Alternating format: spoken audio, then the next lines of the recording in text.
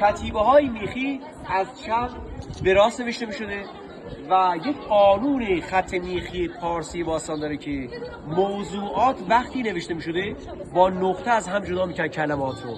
مثلا اگه توی موضوع میخوام بنویسن داریوش شاه بزرگ، داریوش نقطه، شاه نقطه، بزرگ نقطه، کلمه ها با نقطه از هم جدا میشن. نقطه ها در کتیبه های میخی چی هستن؟ این میخای کجی که شما دارید میبینید اینا در واقع نقطه هستن. ببینید یعنی از این نقطه تا این نقطه این یک کلمه است، از این نقطه تا این نقطه این یک کلمه است. خشایسی یعنی شاه دوستان. پس کلمه ها با نقطه جدا میشن. اولین کلمه هایی رو در واقع نکته که در کتیبه ها نقل شده گفتیم در کتیبه هاشون با نام خدا شروع میشه و نام خدا ایرانی ها چی شد؟ بگ. نام خدا ایرانی هاست، کلمه دو حرفی که در اون بالا نوشته شده. نقطه گذاشته بعد ادامه موضوع رو نوشته. پس با نام خدا شروع میکنن، بعد آفریده های خداوند رو شکرگزاری میکنن. در مرحله سوم که شاه نام مردم و سرزمینشو میاره و در مرحله چهارم شاه اسم خودشو میاره. این خیلی مهمه است. بگه وزرک آورمزده یه امم بومی مده یه وم اسمان مده یه مرتی مده یه شیاتی مده مرتیه یا خشا یا شام خشیسیه کنوش ادم خشا یا شام خشیسیه وزرکه خشیسیه نه دریا و خوش خشیسیه پسر حخبرشی.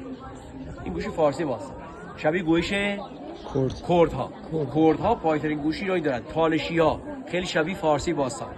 خدای بزرگ است اهورمزدا که این زمین را آفرید، آسمان را آفرید، مردم را آفرید و شادی را برای مردم آفرید و خشایار را شاه کرد.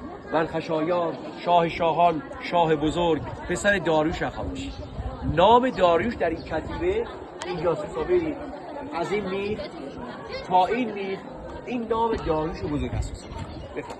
د الف ر ی و ه هوش تمام. دریه و هوش ما میگیم داریوش، اون زمان گفتن دریه و هوش، دارنده هوش زیاد. اسم بزرگی ها تو کشور اروپایی است، بچه میگن داریو، ولی در ایران دیگه نام داریوش خیلی کم میاد. در ادامه خشایار میگه هر آنچه را که من و پدرم داریوش در جا بنا کرده ایم همه را به خواست اهورمزدا بنا کرد. اهورمزدا بپاید هر آنچه را که من و پدرم در جا بنا کرد. با نام خدا شروع کردند، با نام خدا تموم کرد. و حضرت حافظ میگه هر آن کس جانب اهل خدا نگه دارد خدایش در همه حال از بلا نگاهش دارد. این که اینقدر سالم بودن احساس به زندن حرکت میکنن چون به خواست خدا ساختن، به خدا سپردن. خوبی ها میمونن و بدی هاست که میان. این امواج موسیقی اینجا داره به شما میده به خاطر قداست و پاکی اماکن هست.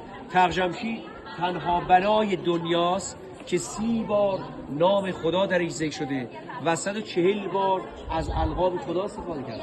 شما در کدام کلیسا و کنیسه و معبد و مسجد میتونید نام خدا رو ببینید؟ این که ما میگیم خونه خداست بینا نگفتیم. و حضرت حافظ میگه در خرابات مغان نور خدا میبینم، زین عجب بین که چه نوری ز کجا میبینم.